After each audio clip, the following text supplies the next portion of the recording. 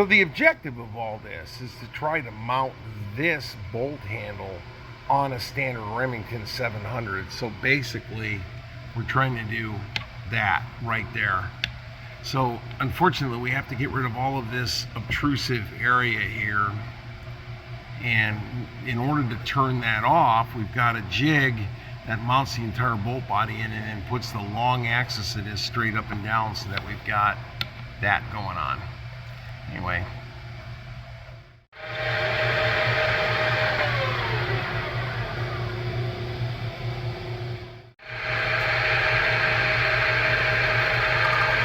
Here we're center drilling to give the live center something to bite up into, because this setup without an outboard support would be a little jank.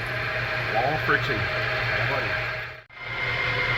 So a Remington bolt is quite soft and with reasonably sharp tools. It cuts fairly well here. So we're using a power feed.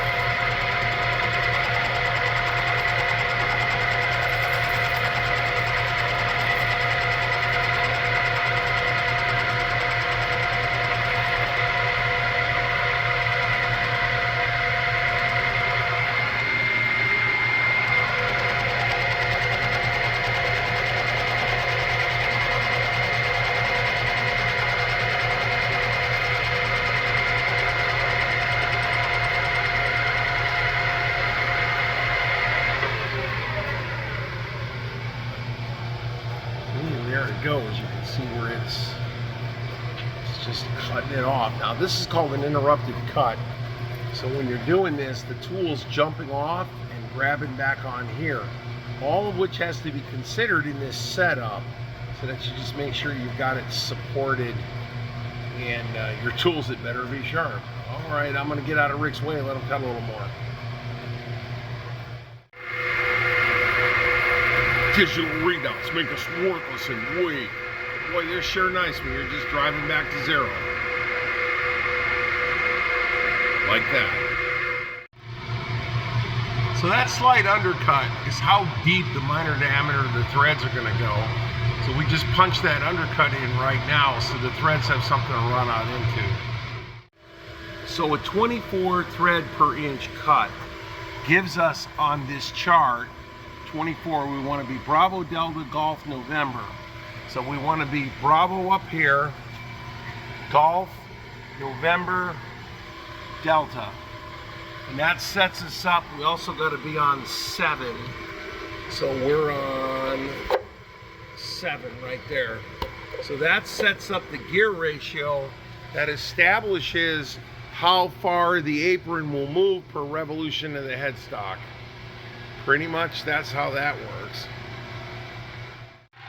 So one of the reasons why we can go this fast is that tool is upside down and the lathe is running backwards.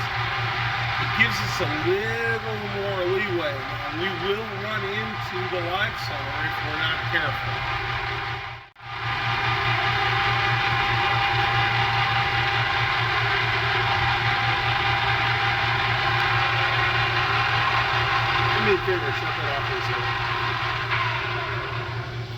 Okay, so you can see we've just kind of roughed in the threads there.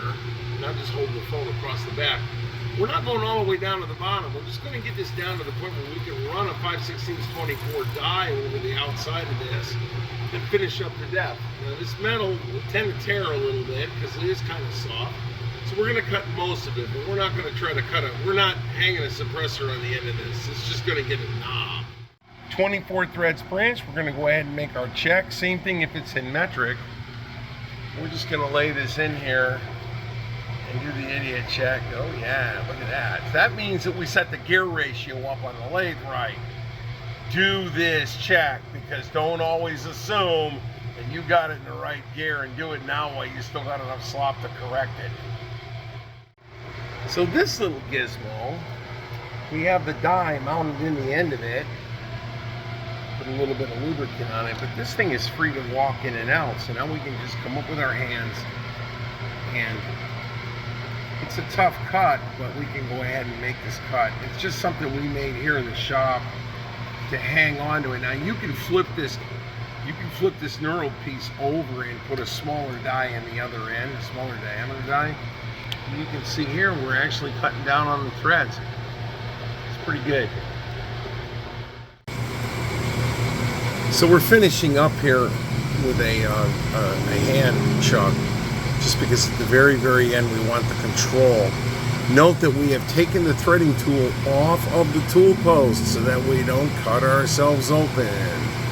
Yeah, that's something you only do once. Here we go. And even though the tool is kind of wobbling around a little bit, the die is running absolutely straight.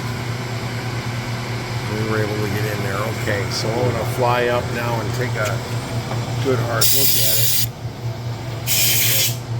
I got to get up here like, let's get the focus right. There it is. Now the focus is in there. See, the autofocus keeps drifting to the back, and if I keep my hand here, the autofocus will stay up front, but if I take it off, it'll just try to focus on the biggest thing you can see. Yeah, that's annoying. So then the next thing we do is there's a start this side, start other side kind of deal.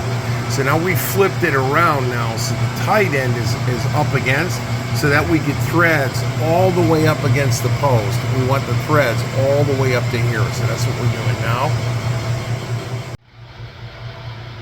All right, so we have it threaded in, and then we'll go back in with files and we'll clean up this little piece of it. Right, take it out of here for me. All right, thank you, sir.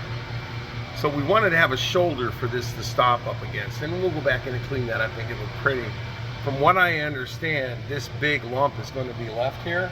Yeah, okay, that's going to be left on, so we'll clean it up. But there we go, and now, see, that bolt handle is running absolutely true. And this is obviously for a target gun, but it's just a day in the shop.